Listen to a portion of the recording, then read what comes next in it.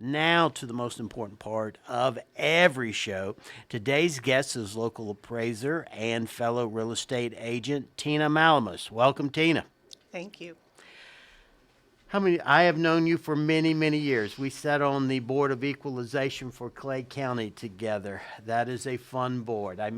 We need to have Gary Reffett here and do a three-person show. They would be beeping a lot of stuff. Oh, no. We keep it G for general audience. All right. Let's start. I was really wanting to have an appraiser on the program to talk about appraisals. What is an appraisal? Because I think there's a lot of folks that doesn't quite understand what a real appraisal is. A property appraisal is an unbiased opinion by an appraiser what a property is worth to the typical or average buyer. And that's what messes people up. It's what the average buyer is willing to pay. Okay. And unbiased. Unbiased. You're not advocating for a buyer or Sure, a seller. sure. You're in there trying to figure out what the market is, not what Right. each one wants. You call balls and strikes. Yes. What is the biggest difference between an appraisal and a survey? And folks confuse those two. Yes, a lot. I get a lot of calls asking me to do a survey. Again, appraisal is I'm looking at value. I'm looking what the real property plus the improvements are worth, not wherein a surveyor is looking at the size of the property. Right. Sometimes they even put the size of the buildings on the property, but they're looking at the boundaries and they're looking for easements and encroachments. Okay.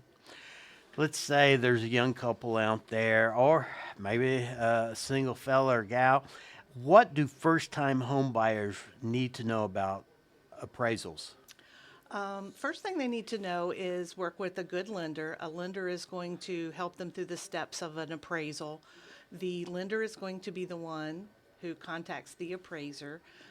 They need to have all their documentation ready. If they're buying, they need to have all their bank statements and everything that the lender wants promptly, because that slows down the process for doing the next step, which is normally the appraisal. Okay. What types of loans are you involved with? Well, there's all different kinds. There's government loans and conventional loans. You have USDA, VA, FHA. Those are all government-backed type loans. And then if you go to a regular bank around here, those are more likely going to be a conventional loan, which they turn around and sell to Fannie Mae and Freddie Mac. And those are all secondary type loans. The government loans are usually a little more stricter on what they'll accept as a property to put in their investment portfolio.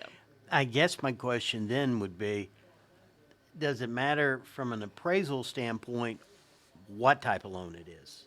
Does that vary at all? It can, in the sense of it might change what type of inspection we do. Say if it's a VA, FHA, or USDA, we're looking for safety issues. The house has to be what we call turnkey. It has to be move-in ready for those type of loans, where a conventional loan, you could have some issues with the house and it may not affect your loan. But the government-backed loans are very particular on make sure the electrical, plumbing, all the mechanicals work. We've been talking loans. Do you ever do appraisals when it's a cash deal? Absolutely. Individual people will hire me to do one just so they feel comfortable with what they're offering. Okay.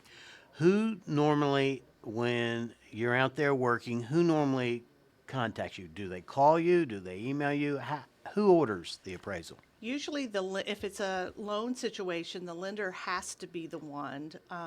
Years ago, an individual would call you up, say, hey, I'm buying this house, do an appraisal, and I'm working with such and such bank. That's not allowed these days.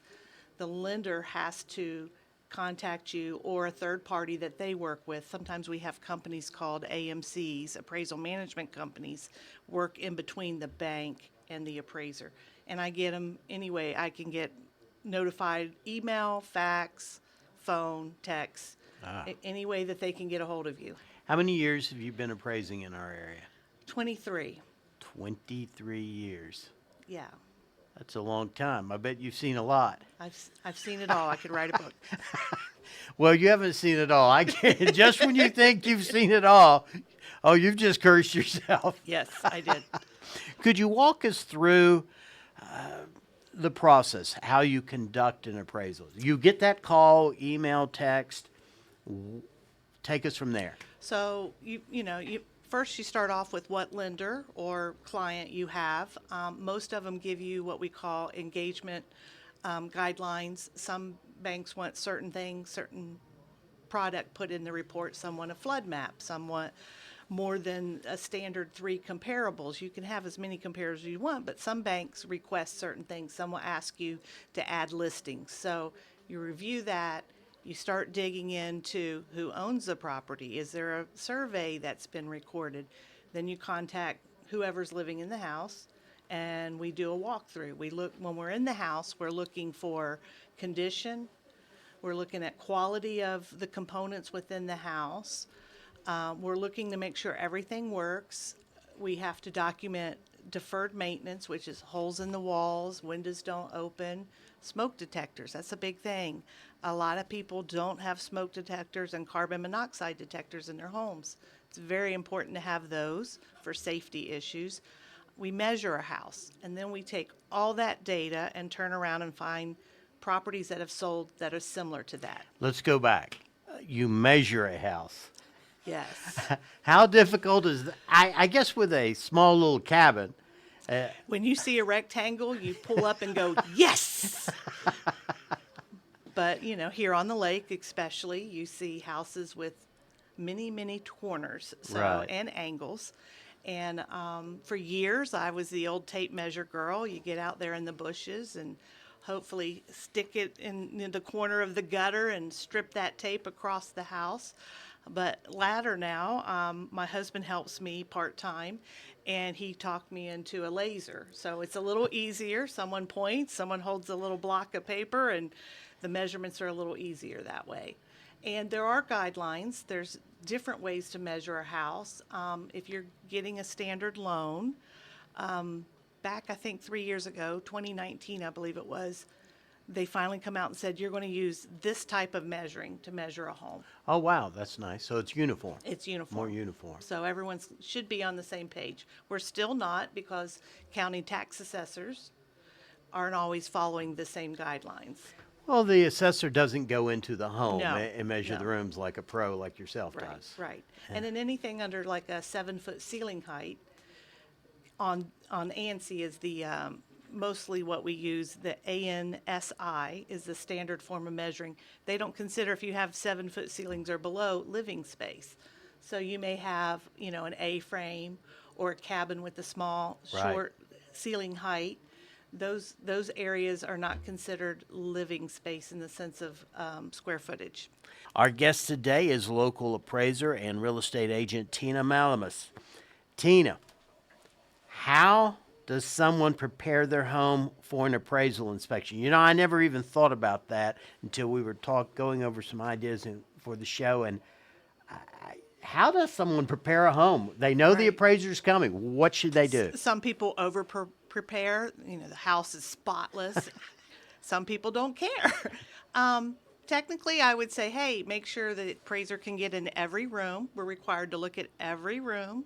Off the air, you gave the example of someone having a bookcase or something. In front of a bathroom door for 3 years. They had not opened the door to a bathroom. Wow. Right. So, we're looking for that. We're Sure. looking for deferred maintenance, so we need to get in all those spaces. My love would be you have minimal bushes and plants, landscaping around the house so that we can get in there and actually measure Sure. on the exterior. But, make sure it's safe for the appraiser to walk around the house. We step on kids' toys, doggy toys. We're Doggy stuff? Yes, absolutely. And a lot of appraisers, depending on the type of loan, they're going to be looking in your attic and your crawl space. So make sure that crawl space door is unlocked, easy to get into. If you have an attic opening in a closet, please remove some stuff so the appraiser can get in there. When you say you'll be looking here, you'll be looking there, what is the appraiser looking for? We're looking for mold. We're looking for moisture content. If there's any leaks, especially in the attic, we're looking to make sure that you don't have any type of attic leak. acceptable amount of insulation. Same in your crawl space. Is your hot water tank leaking into your crawl space? And we're looking for that moisture. We're looking to see if you have a rodent problem. Those things all need to be noted within the report. Oh, wow. So it's kind of a mini home inspection, but it's not technically a Exactly. home We are, inspection. and most Yeah. appraisers will put that in your report. I am not a home inspector, Sure. but we are looking. We're looking for that deferred, what we call deferred maintenance. You know, you're better off keeping your house maintained as much as possible. That helps with your value. Okay. What if a home, I've seen a few like this, and some are kind of out of the way, and then some, I'm like, what were you thinking? You put it right in the view. What if a home or a future home has solar panels? Solar panels are becoming a big issue in the area. In my opinion, we don't have enough data here to show whether or not they add value to your home or Right. not. Right. We have to have sales to prove this house sold at a better price because of the solar system versus one that's I've similar. not personally seen that. Exactly. I'm not seeing that in the market. But where we're having trouble on the appraisal side is people lease these or they go out and get a loan for the systems. They go to sell their home, and that's a big hiccup. Those items need to be paid for or paid for out of closing costs.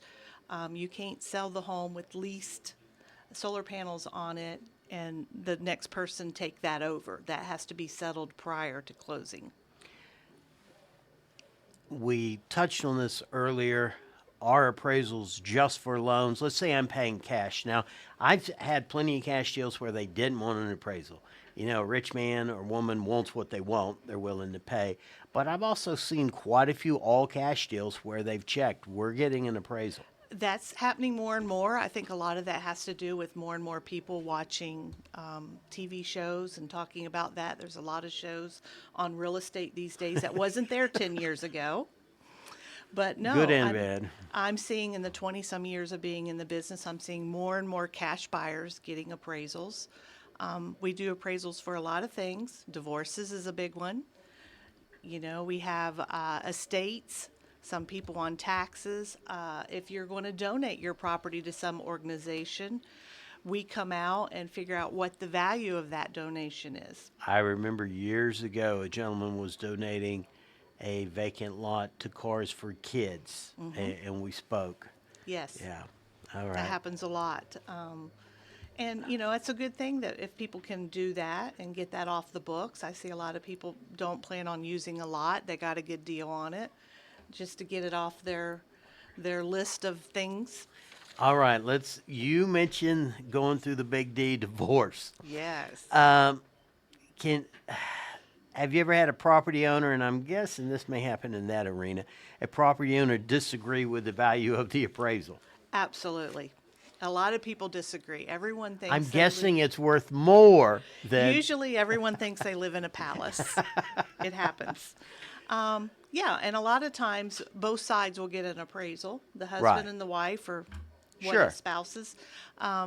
What we do is, usually we should be, if we're both doing our job correctly, fairly close in value between the two. We're not perfect. It's an opinion. Right. It happens. People disagree all the time on those values. So, and the appraiser should be unbiased whether you're working for one side or the other. We cannot advocate for one side or the other.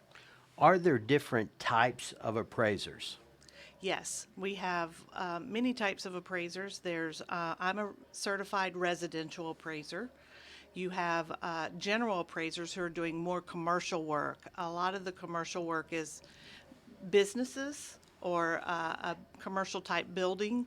A lot of them do perspective, which, here's a big giant vacant piece of property on the side of the interstate. We're going to put a mall here.